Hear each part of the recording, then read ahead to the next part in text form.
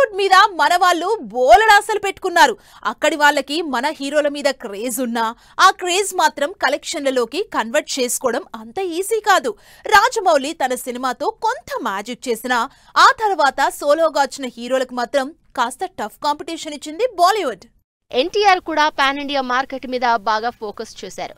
RRR టైంలో Rajamouli craze కి తోడు ఎన్టీఆర్ హిందీ ప్రమోషన్లకు ఫిదా అయిపోయిన బాలీవుడ్ ఆడియన్స్ ఎన్టీఆర్ మీద craze పెంచేసుకున్నారు.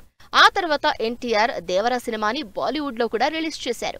Bollywood heroine Janhvi villain గా సైఫ్ అలీ ఖాన్ ఉన్నా కూడా బాలీవుడ్ లో చెప్పుకోదగ్గ కలెక్షన్లు రాలేదు. ఇక ఎన్నో ఆశలతో బాలీవుడ్ మార్కెట్ లోకి వార్ 2తో డైరెక్ట్ ఎంట్రీ ఇచ్చిన ఎన్టీఆర్ ఆ క్రేజ్ ని క్యాష్ చేసుకోలేకపోయారు. మరి ప్రశాంత్ నీల్ తో చేస్తున్న డ్రాగన్ అయినా ఆ మార్కెట్ ని రీక్రియేట్ చేస్తుందేమో చూడాలి. ఇక రౌడీ హీరోగా ఇండియా మొత్తం హల్చల్ చేస్తున్న Vijay Deverakonda pan India craze తెచ్చుకున్న మార్కెట్ మాత్రం ఇంకా డెవలపింగ్ స్టేజ్ లోనే ఉంది.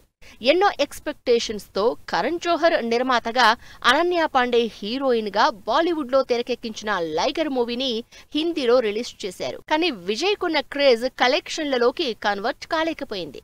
కెరియర్ లోనే బిగ్గెస్ట్ డిజాస్టర్ అయింది. ఇక తర్వాత ఫ్యామిలీ స్టార్ కింగ్డమ్ సినిమాలు హిందీలో రిలీజ్ చేసినా అవి కూడా వర్కౌట్ కాలేదు. ఇక మొన్ని మధ్య వరకు తెలుగు ఆడియన్స్ కి మాత్రమే పరిమితమైన నాని కూడా పాన్ ఇండియా పాట అందుకున్నారు. దసరాతో తన మార్కెట్ ని పాన్ ఇండియా చేయాలని డిసైడ్ అయి హిందీలో కూడా దసరాని రిలీజ్ చేశారు.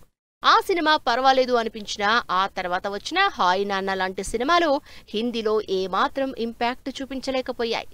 దాంతో నాని బాలీవుడ్ ఆశలు కూడా అంతగా వర్కౌట్ కాలేదని చెప్పాలి. అయితే ద ప్యారడైజ్ అలా కాదంటున్నారు. ఈ దెబ్బకి బాలీవుడ్ మార్కెట్ దిగి రావాల్సిందే అంటున్నారు.